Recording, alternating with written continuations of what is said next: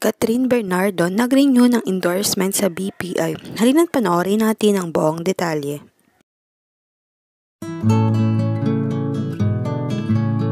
Catherine Bernardo nag-renew ng endorsement sa BPI. Grabe pa rin nga ang blessings na natatanggap ni Catherine Bernardo kahit nakalat ang issue ng hiwalayan nila ni Daniel Padilla.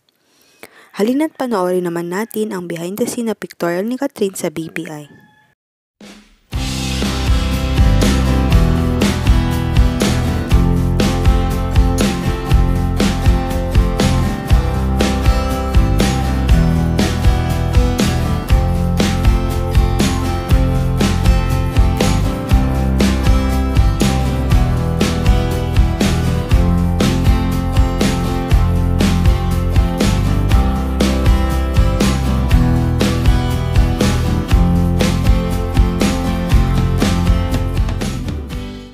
Napakaganda nga ni Kat sa suot niyang red dress at makikita natin na medyo nga tumataba na siya.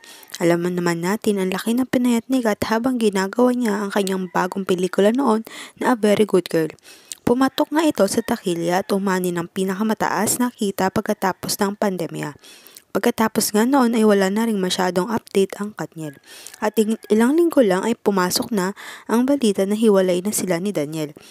At di umano'y may third party at ito ay si Andrea Brillantes.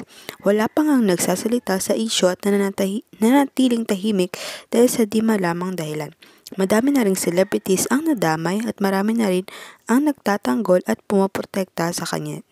Sa ngayon, maghintay na lamang tayo ng susunod na update. Huwag kalimutang mag-like at subscribe sa aking YouTube channel, Celiang Beats. Maraming salamat po sa panonood.